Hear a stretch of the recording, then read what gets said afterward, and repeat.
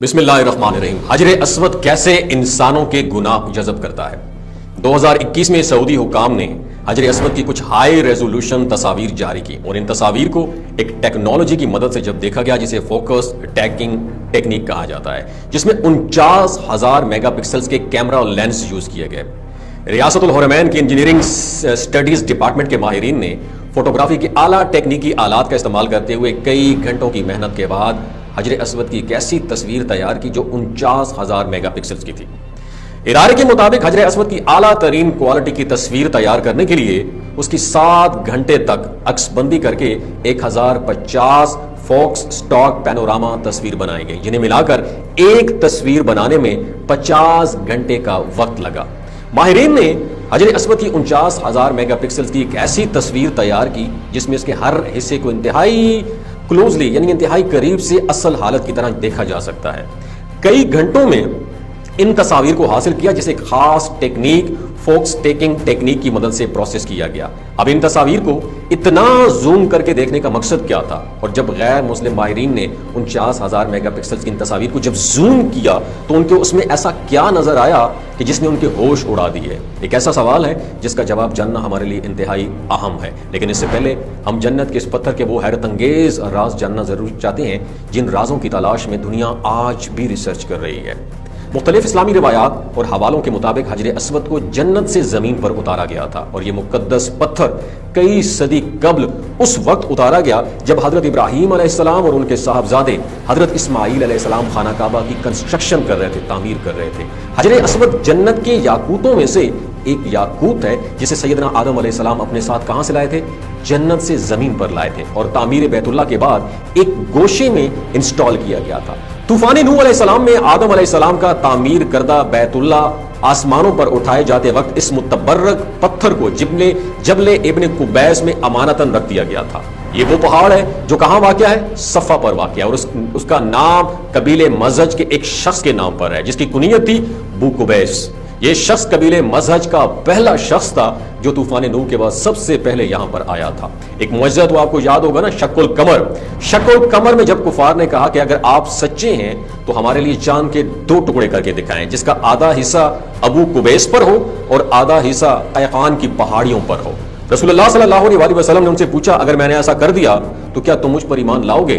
تو انہوں نے کہا کہ ہاں ہم ایمان لائیں گے۔ وہ 14ویں کی رات تھی جس رات نبی کریم صلی اللہ علیہ وسلم نے اللہ سے دعا کی تو چاند کے اسی طرح 2 ٹکڑے ہو گئے، ایک ٹکڑا ابو قبیس پر تھا اور دوسرا ٹکڑا دوسری پہاڑی پر تھا۔ تاریخی کتابوں میں ذکر ہے کہ حضرت آدم علیہ السلام نے کعبہ کی جو عمارت بنائی وہ طوفان نوح تک باقی رہی، اور طوفان کے دوران اسے آسمان پر اٹھا لیا گیا تھا، یہاں تک کہ اللہ تعالیٰ نے حضرت ابراہیم علیہ السلام کو حکم دیا کہ وہ حضرت اسماعیل علیہ السلام کو ساتھ لے کر کعبہ کی عمارت تعمیر کریں، کنسٹرکشن دوبارہ کریں، اور جگہ کی انڈیکیشن اس طرح نشاندہی اس طرح فرمائی کہ اللہ تعالیٰ نے بادل کا ایک ٹکڑا بھیجا تاکہ اس کے سائے سے کعبہ کی جو حد ہے وہ مقرر کر لی جائے۔ پھر حضرت ابراہیم علیہ السلام نے اس حد تک ڈگنگ زمین کھود دی اور حضرت آدم علیہ السلام کی بنائی ہوئی عمارت کی بنیاد ظاہر ہو گئی۔ پھر اسی فاؤنڈیشن اسی بنیاد پر آپ علیہ السلام نے عمارت کی جو تعمیر ہے کنسٹرکشن ہے دوبارہ شروع فرمائی۔ چنانچہ حضرت اسماعیل علیہ السلام پتھر لاتے اور آپ علیہ السلام ان پتھروں کو گارے سے جوڑ کر اس کی چنائی کرتے جاتے۔ جب عمارت آدمی کے قد کی جتنی ہو گئی یعنی 5 سے 6 فٹ ہو گئی تو آپ علیہ السلام کو ایسی چیز کی ضرورت ہوئی جس پہ کھڑے ہو کے تعمیر جاری رکھ سکیں۔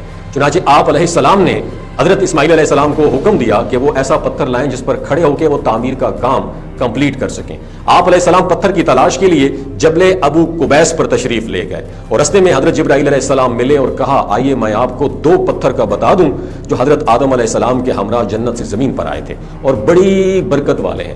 پھر انہیں نکال کر ایک حضرت ابراہیم علیہ السلام کے لیے لے جائیں اور دوسرے کو خانہ کعبہ کے گوشے میں دروازے سے رائٹ سائڈ پہ انسٹال کر دیں تاکہ جو بھی اس گھر کا طواف کرے تو اسے چوم کر بوسہ دے کر طواف شروع کرے۔ حضرت اسماعیل علیہ السلام ان پتھروں کو لائیں اور حضرت ابراہیم علیہ السلام نے ایک پتھر کو اس مقام پر رکھ دیا اور دوسرے پر کھڑے ہو کر تعمیر کا کام شروع کر دیا۔ یعنی تعمیر ابراہیمی کے وقت حجر اسود کو حضرت جبرائیل علیہ السلام نے اللہ تعالیٰ کے حکم سے حضرت ابراہیم علیہ السلام کی خدمت میں پیش کر دیا تھا۔ اسی طرح پھر اس جگہ کی زینت بنا دیا گیا جہاں وہ پہلے موجود تھا۔ طواف کی ابتدا حجر اسود کو بوسہ دینے سے ہوتی ہے، اور یہ جنت کا پتھر ہے جس میں اللہ تعالیٰ نے انسانوں کے گناہ جذب کرنے کی عجیب تاثیر رکھی ہوئی ہے۔ چنانچہ نبی کریم صلی اللہ علیہ وسلم نے ارشاد فرمایا جس وقت حجر اسود جنت سے اترا تو وہ دودھ سے بھی زیادہ وائٹ سفید تھا، پھر لوگوں کے گناہوں نے اسے بلیک سیاہ کر دیا. اور ترمذی شریف کی ایک روایت میں ہے کہ حجر اسود اور مقام ابراہیم جنت کے یاقوتوں میں سے 2 یاقوت ہیں. اگر اللہ تعالیٰ ان کی روشنی کو ختم نہ فرماتے تو یہ پوری زمین و آسمان کو روشن کر دیتے. ان ہائی ریزولوشن امیجز میں حجر اسود کے ہر حصے کو ہائی کوالٹی میں دیکھا جا سکتا ہے جو اس سے پہلے کسی نے نہیں دیکھے تھے. ان ہائی کوالٹی تصاویر پر جب سائنٹسٹ نے ریسرچ کی تو ان کو ایسے سیکرٹس معلوم ہوئے جن سے ان کے تمام سوالوں کے جوابات مل گئے. جیسے کہ پروفیسر کارنر جو ناسا کے ادارے میں کام کرتے تھے، انہوں نے یہ ریسرچ کی تھی کہ کائنات کی جو ریز شعاعیں ہیں وہ نیوکلیئر کی خطرناک شعاؤں سے بھی کئی گنا زیادہ ہیں جن کو کنٹرول نہیں کیا جا سکتا. اس کا کنٹرول صرف ایک خاص قسم کے غلاف کے ذریعے کیا جا رہا ہے، لیکن اس کو اس تحقیق میں اس خاص غلاف کی طرف کہیں اشارہ نہ ملا. پھر جب اس نے قرآن کی اس آیت کا ترجمہ پڑھا جس میں اللہ تعالیٰ کا ارشاد ہے، اور اگر ہم ان کے لیے آسمان میں کوئی دروازہ کھول دیتے ہیں تاکہ اس دن میں اس میں وہ پھر دوبارہ چڑھ جاتے ہیں، جب بھی وہ یہ کہتے ہیں کہ ہماری نگاہ کو بند کر دیا گیا ہے بلکہ ہم ایسی قوم ہیں جن پر جادو کیا ہوا ہے.